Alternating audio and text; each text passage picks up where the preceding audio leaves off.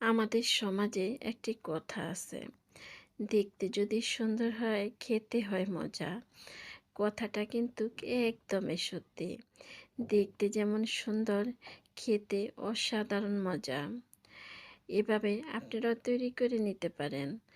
আর আমি কিভাবে তৈরি করলাম তাহলে চলেন পুরাটা ভিডিও দেখে আসি।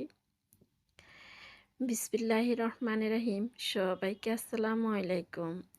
Hello viewers, welcome to my channel Mim moms blog. কেমন আছো সবাই? আশা করি তোমরা যে যেখানে আছো সবাই ভালো আছো। আলহামদুলিল্লাহ, আমিও ভালো আছি। চলে আসলাম প্রতিদিনের মতোই আজকে আবার আরও একটি ভিডিও নিয়ে, একদম ভিন্ন কিছু। আশা করি তোমাদের কাছে ভালো লাগবে। সব সময় তো আমরা ডিম দুধ দিয়ে পুডিং তৈরি করি। আজকে আমি তৈরি করব গাজর দিয়ে। এখানে আধা কেজি গাজর আমি ভালো করে ধুয়ে একটি গ্রেটারের সাহায্যে মিহি কুচি করে নিলাম। এবার আমি চুলার মধ্যে একটি প্যান বসিয়ে দিয়ে 1 চামচ ঘি দিয়ে দিলাম। ঘি দিয়ে ঘির মধ্যে গাজরগুলা একটু ভেজে নিব। গাজরগুলা ঘির মধ্যে যদি একটু ভেজে নেওয়া হয় তাহলে খেতে কিন্তু অনেক ভালো লাগবে। আমি চুলার আঁচটা একটু বাড়িয়ে দিয়ে গাজরগুলো একটু ভেজে নেব। এবার গাজরের মধ্যে 1 কাপ দুধ দিয়ে দিব। দুধের পরিবর্তে আপনারা চাইলে পানি দিয়েও সিদ্ধ করতে পারেন, তবে দুধটা দিলে ভালো লাগবে খেতে। দিয়ে দিলাম লবণ। মিষ্টির মধ্যে লবণের পরিমাণটা কিন্তু কম লাগে, খুবই সামান্য লবণ দিতে হবে। এবার ঢাকনা দিয়ে কিছুটা সময় ঢেকে রেখে দিলে গাজরটা কিন্তু সিদ্ধ হয়ে যাবে। এরকম মিহি কুচি করে নিলে গাজরটা সিদ্ধ হতে সময় লাগবে না, খুবই তাড়াতাড়ি গাজর সিদ্ধ হয়ে যাবে। চুলা থেকে নামিয়ে গাজরটা একটু ঠান্ডা করে নিতে হবে। চুলার মধ্যে আবার একটি প্যান বসিয়ে 1/2 কাপ চিনি দিয়ে চিনিটারে ক্যারামেল করে নিতে হবে। ক্যারামেল আমরা কম বেশ সবাই তৈরি করতে পারি। আমার ক্যারামেলটা হয়ে গেছে, এবার আমি ক্যারামেলটা নামিয়ে নেব। পুডিংয়ের বাটির মধ্যে ক্যারামেলটা দিয়ে দিব। গাজরটা ব্লেন্ডার করতে করতে ক্যারামেলটা ঠান্ডা হয়ে বাটির মধ্যে সেট হয়ে যাবে। দেখতে খুবই সুন্দর দেখাচ্ছে। আগে থেকে সিদ্ধ করা গাজরগুলা ঠান্ডা হয়ে গেছে। এবার একটি ব্লেন্ডারের মগের মধ্যে দিয়ে দেব। দিয়ে গাজরগুলা ব্লেন্ডার করে নিব। গাজরগুলা ব্লেন্ডার করার আগে গাজরগুলা একটু ঠান্ডা করে নিতে হবে। গাজরগুলা ঠান্ডা করে ব্লেন্ডার করলে ভালো হবে। গাজর ব্লেন্ডার করা হয়ে গেছে, দেখতে খুবই সুন্দর দেখাচ্ছে। মনে হচ্ছে এভাবেই খেয়ে নেওয়া যাবে, তাই না? এবার আমার লাগবে ডিম।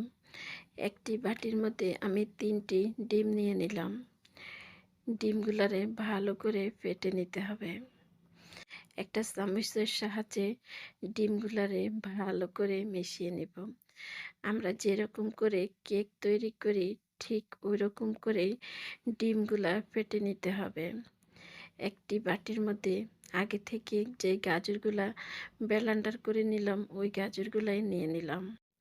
একটি বড় বাটি নিতে হবে। এবার যে ডিমগুলা ফেটে রাখলাম একটা ছাঁকনি দিয়ে ডিমগুলা ছেঁকে গাজরের উপর দিয়ে দিলাম।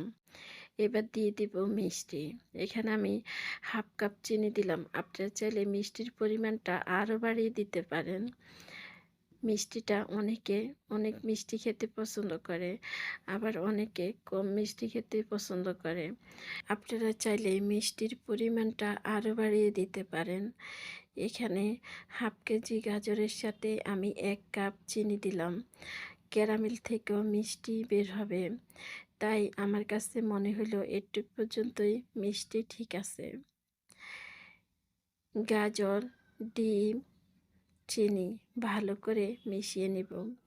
চিনিটা ভালো করে মিশিয়ে নিতে হবে। কিছুটা সময় নিয়ে চিনিটা মিশানো হয়ে গেলে এবার আমার লাগবে দুধ।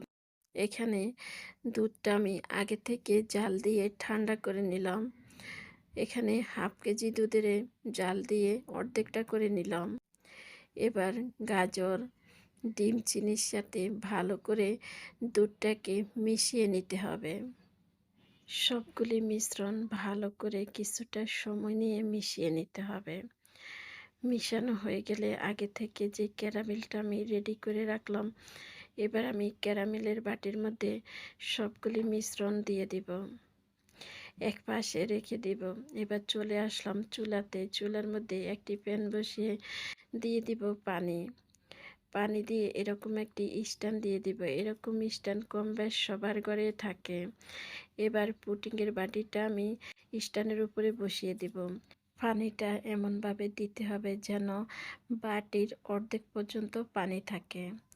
এবার আমি বাটিটা বসিয়ে দিয়ে ঢাকনা দিয়ে দিব। ঢাকনা দিয়ে ঢাকনার ফুটাটা বন্ধ করে দিব লবঙ্গ দিয়ে। ঢাকনা দিয়ে ডেকে অপেক্ষা করব 40 মিনিট পর্যন্ত। 40 মিনিট পরে ফিরে আসলাম। 40 মিনিট পরে পুডিংটা দেখতে মাশাআল্লাহ অনেক সুন্দর দেখাচ্ছে, তাই না? আপনাদের কাছে কেমন লাগলো? আচ্ছা, আমি জানি না আমার সাথে এই পর্যন্ত তোমরা কে কে এসেছো। তোমরা যারা এসেছো একটা লাইক দিতে ভুলে গেছো, একটা লাইক দিয়ে দাও। আর আমার ভিডিওগুলো দেখো এখন পর্যন্ত আমার চ্যানেলটা সাবস্ক্রাইব করো নাই, চাইলে আমার চ্যানেলটা সাবস্ক্রাইব করে রাখতে পারো। আমি যখন যে ভিডিও ছাড়বো তোমাদের কাছে নোটিফিকেশন চলে যাবে। আর তোমরা তোমাদের সময় সুযোগ বুঝে আমার ভিডিওগুলা দেখে দিতে পারো। এরকম সহজ সহজ নতুন নতুন কিছু খাবারের আইডিয়া নিয়ে আমি চলে আসব তোমাদের মাঝে। আজকে এই সহজ গাজরের পুডিং তোমাদের কাছে কেমন লাগলো তোমরা তোমাদের কমেন্টের মধ্যে আমাকে জানিয়ে যেতে পারো। আর তোমরা যারা এখনও গাজরের এই পুডিং খাওনি, একবার বানিয়ে খেয়ে দেখতে পারো। অসাধারণ একটি খাবার।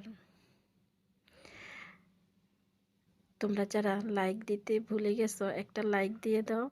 আজকের মতো আমি এখানে বিদায় নিলাম। তোমরা সবাই ভালো থাকো, সুস্থ থাকো। দেখা হবে, কথা হবে পরবর্তী ভিডিওতে। ওই পর্যন্ত সবাই ভালো থাকো। সবাইকে আল্লাহ হাফেজ। আসসালামু আলাইকুম।